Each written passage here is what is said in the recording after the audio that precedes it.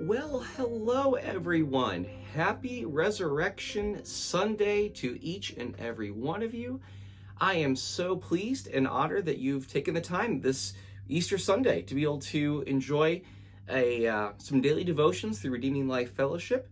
For those of you, if I haven't met you before, I'm Pastor Dan. I'm a teaching pastor here at Redeeming Life, and this is my study. You probably most of you already know this, but it's a pleasure that you've taken the time to spend to read God's Word together with us this morning.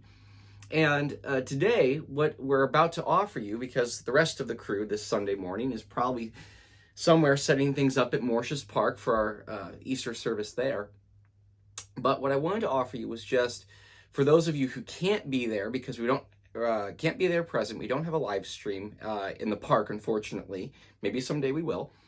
But today I just wanted to offer you some kind of like devotional version of the message that you would hear at Morses Park. And so this morning, I wanted to lead you on through our reading plan that's been leading us through the Gospel of Luke. And today, according to that reading plan, we'll be in Luke chapter 16, verses 1 through 18. And our primary focus is really going to be on verses 1 through 15, if I'm making sure I get that right. Yes, 1 through 15, which tells a parable of Jesus, which has been regarded as perhaps among the most puzzling of all of Jesus's parables.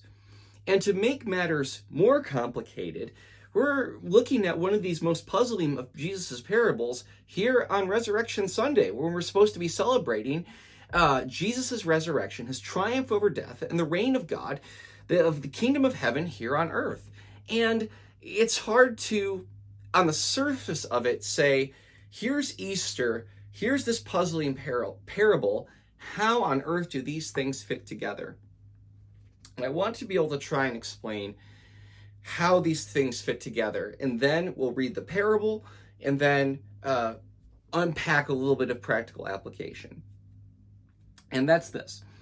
When we think about Easter, the culmination of the Passion Week, Jesus is crucified, dies for our sins, he's buried, and by the looks of everything, the appearance, ostensibly, is that everything has come to a most devastating, catastrophic end for Jesus and his ministry.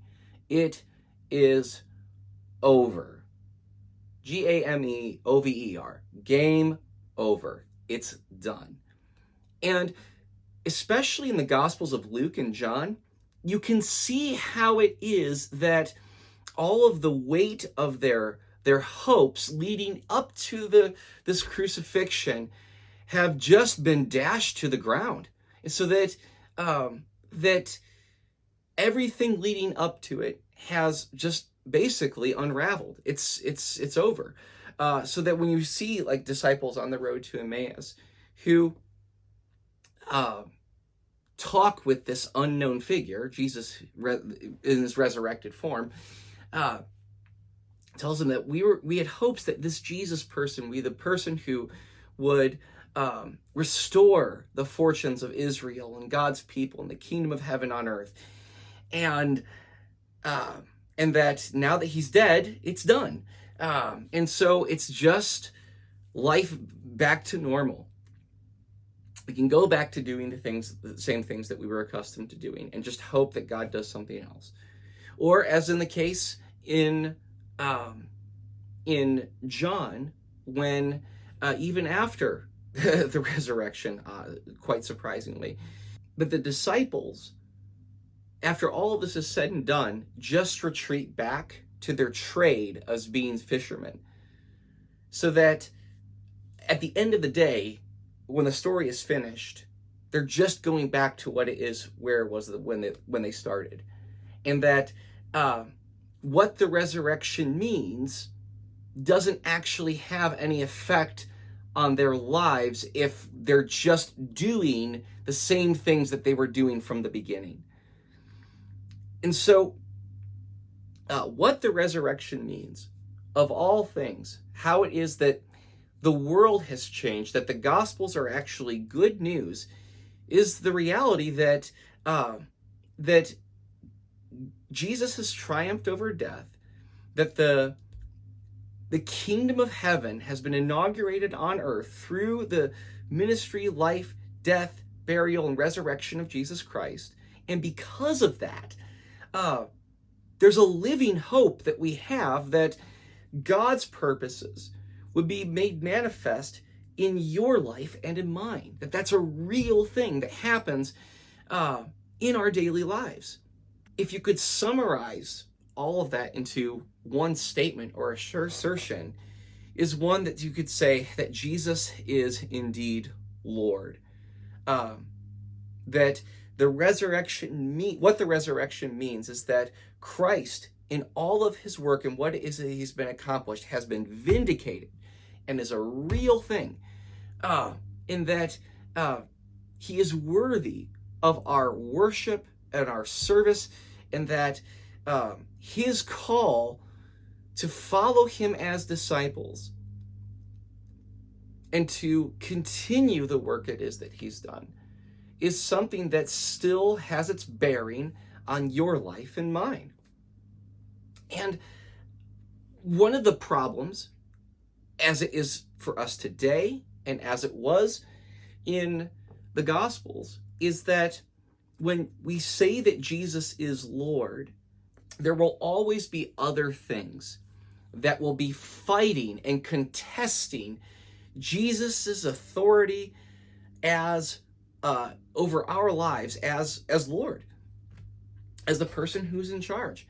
And chief among those things for many of us is money.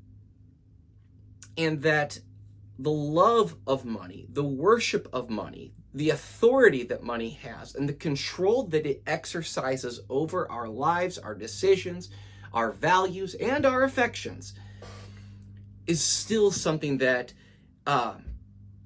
that contests Jesus's identity, his true identity as Lord over our lives, indeed Lord over creation, Lord of all, King of kings and Lord of lords.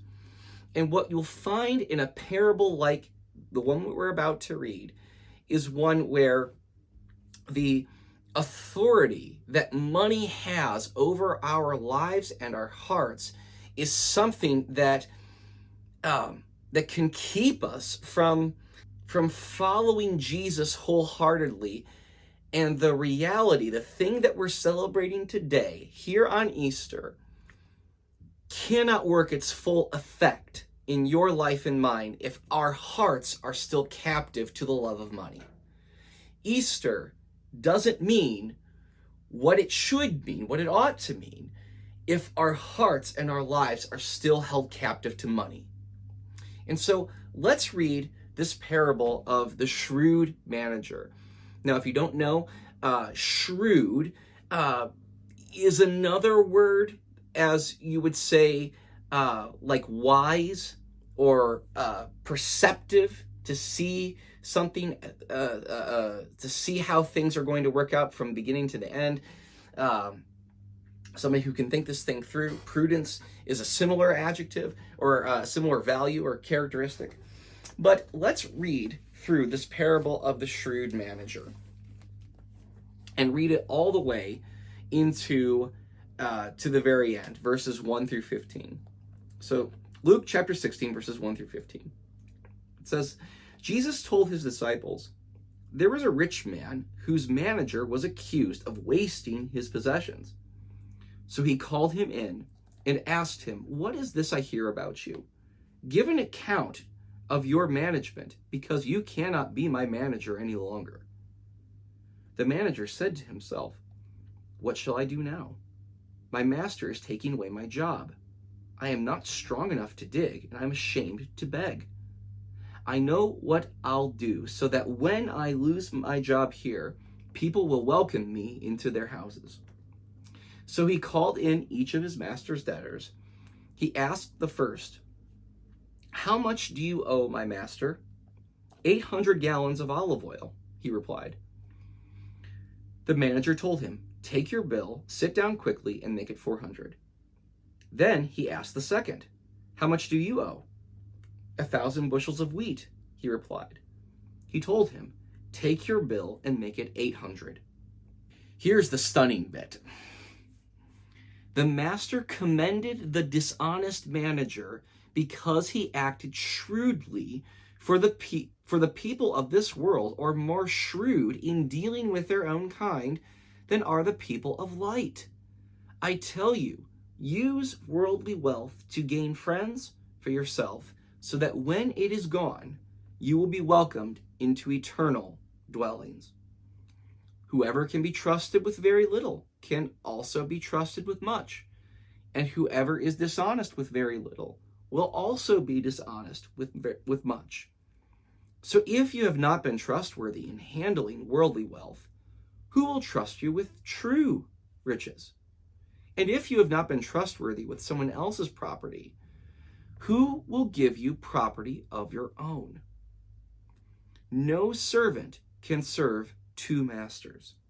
Either he will hate the one and love the other, or he will be devoted to the one and despise the other.